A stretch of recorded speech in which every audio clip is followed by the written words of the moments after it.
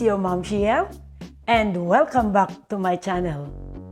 So today, we are going to make an authentic Filipino dish, menudo. And here are the ingredients of the menudo that we are going to make for today. So I have here a pork that I cut into cubes. I use the center cut pork, included with some pork shoulder. Then I have the green, red, and yellow bell pepper. I have carrots, so we cut into cubes also, and the potato. And then I have the 8 ounces of tomato sauce. And of course, we have the garlic and onion. And I would like to add some raisin. I have 2 tablespoons of soy sauce and 1 tablespoon of oyster sauce. Then I will add pork knorr cubes that it will give flavor to our dish for today. And also the bay leaves. I have here the liver spread, additional to give us flavor to our dish for today. And the last but not the least is a Vienna sausage. So the Vienna sausage is optional. So mostly Filipino people are using the red hot dog, or like a tender juicy hot dog. If you're going to the Filipino store, they have a red tender juicy hot dog, you know. But I don't have a red hot dog for today. So, well, I think Vienna sausage is okay to include to our menudo. And of course, we have salt and black pepper to taste.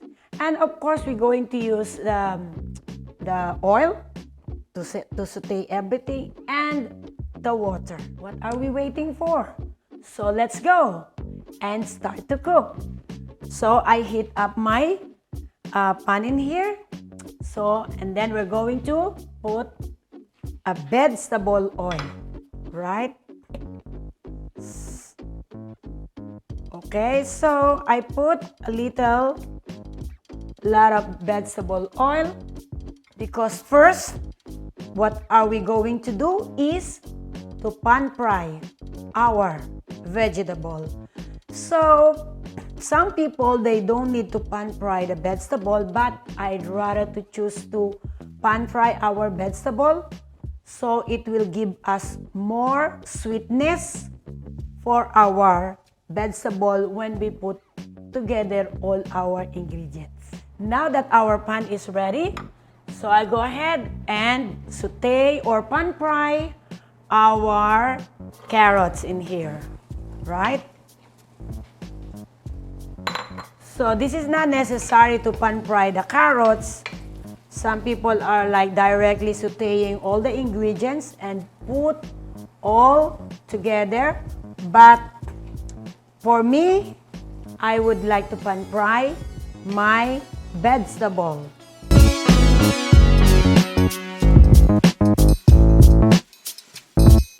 So if you see that our carrots is ready, so I'll go ahead and add our potato. Alright? Yeah. So mix lang natin yan. So additional, when you pan fry your veggie, so we could put our flame into a medium high. If you see that all the veggie, the carrots and potato are almost done, so I'll go ahead and put our red, green, yellow bell pepper.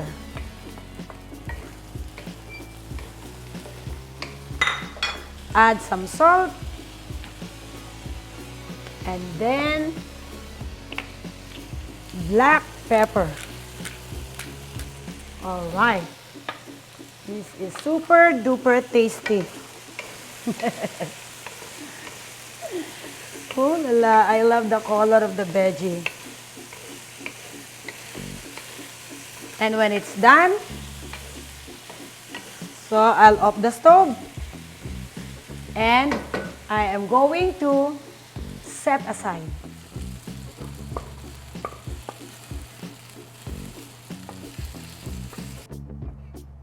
So we'll set aside our vegetable. We on again the stove. And let's put the oil again.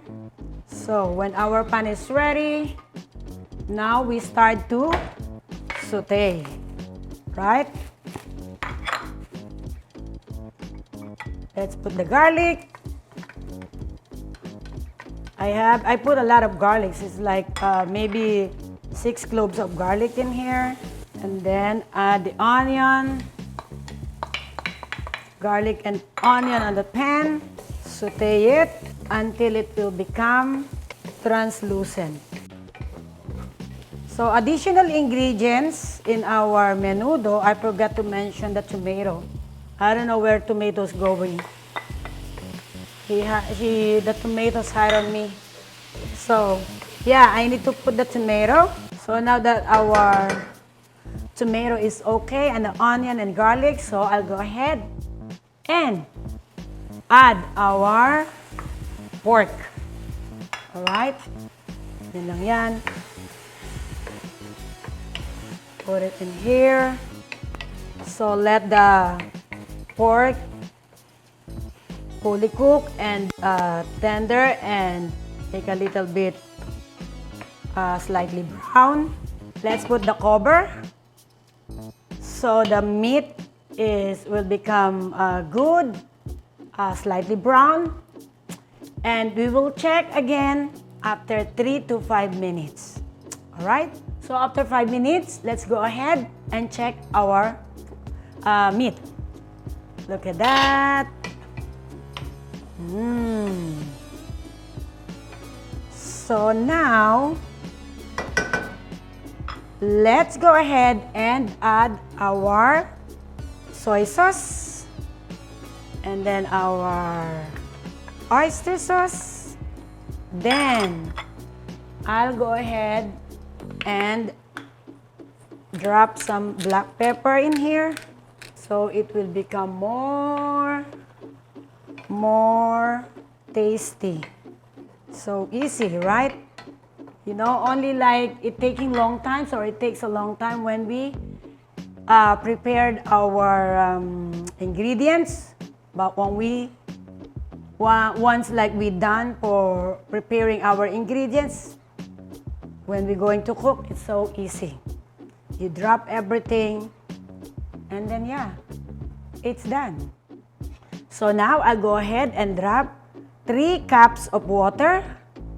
So when you add some water, so it depends on how many pork or you're going to cook, or it based on the ingredients that you are going to put all together. So not a lot of water, all right? Or else your menudo is gonna be soup. So it's like, you know, just check if it is like enough to be like have a sauce, like a little saucy, not dry, our menudo.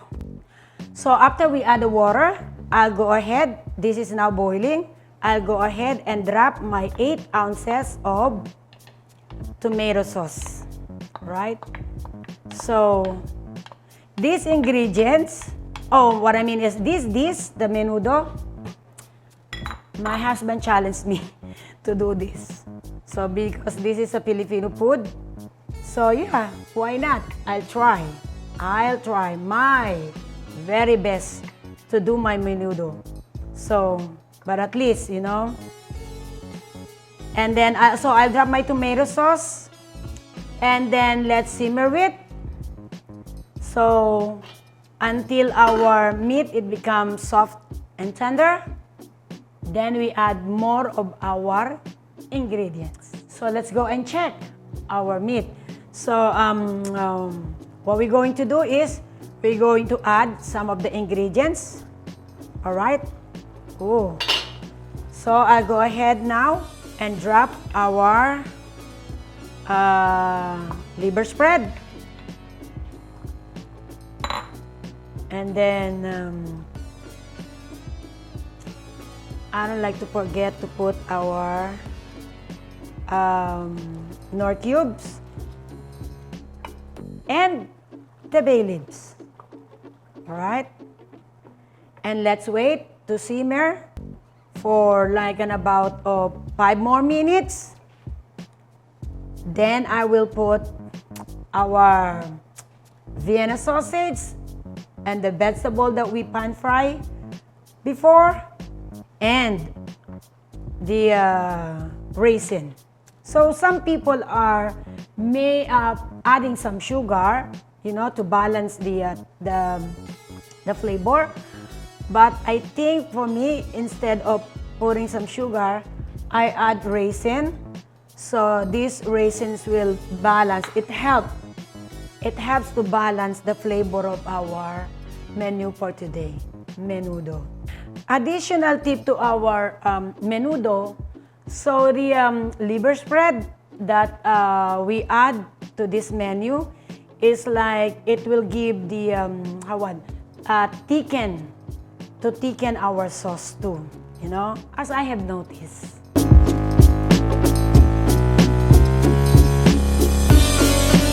So at this time, we are going to add our raisin, okay, and then our Vienna sausage. So let's mix together. So after 2 minutes, we'll go ahead and put our pan-fried vegetable that we did before. Because I don't like to be like saggy, our vegetable, so I want the remain the freshness of our vegetable while waiting to cook our menudo. So I would like to shout out to one of my biggest fans in my YouTube channel, Mr. Charlie Pareño of Pasig City. So, hi Mr. Charlie Pareño. So, welcome to my channel, Ma'am Shiel. Thank you so much for your support. And mabuhay! So, after 2 minutes simmer, so I'll go ahead and add our vegetable that we pan-fried before. Oh la la! My menudo is so yummy. Yummy, yummy. Look at that, guys. Look. Look at that. Whoa. Very colorful, right? Very colorful menudo. And yummy. You know, guys, when I cut my meat, I cut into cubes, like a small pieces, because I like my menudo. You know, the meat is like cubes only. I don't want like menudo is like a big chunk of meat inside, because it doesn't look like a menudo, right? So, the size that I made for my meat is the same size to my carrots and potato. So that is like look good together. So I don't like there's a big chunk of meat, and then you know when we cut the potato and carrots is gonna be like a big chunk. Then it's not gonna be like menudo. It's gonna be like a caldereta. So that's why I cut into cubes. So all my ingredients the same sizes, so that it will become look good. But anyway, it doesn't matter what sizes you made for your menudo. The important is the taste. All right? So 3 minutes is done. So I go ahead and check my menudo. Oh la la. Yummy, yummy. Look at, guys, look. Look at my menudo. Look at this. Oh. Okay, so I'll off the stove. And we are done making our authentic Filipino dish, menudo.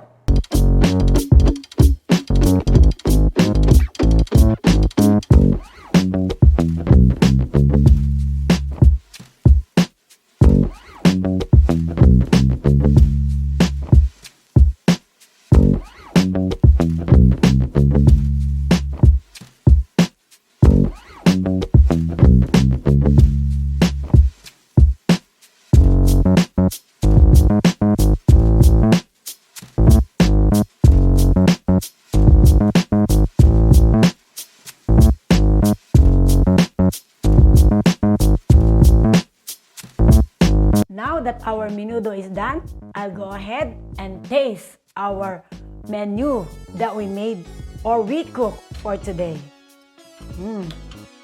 All right. Go ahead and put some on my plate.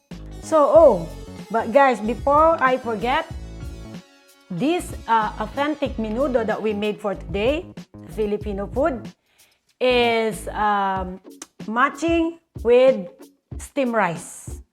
Or it is fried rice or steamed rice, you know, any kind of rice. So this is best match when you're eating this menudo. You should have a hot steamed rice. So more yummy. Okay, I'll go ahead and taste.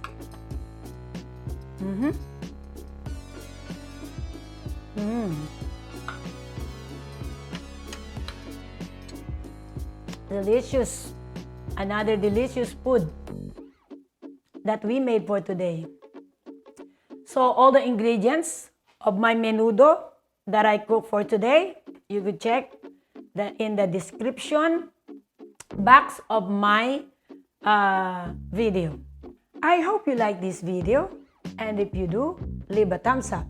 Subscribe to my channel, and don't forget, hit the notification bell so you guys update whenever I upload video. As always, this is your Mom Shiel, and I'll see you in the next one. Peace.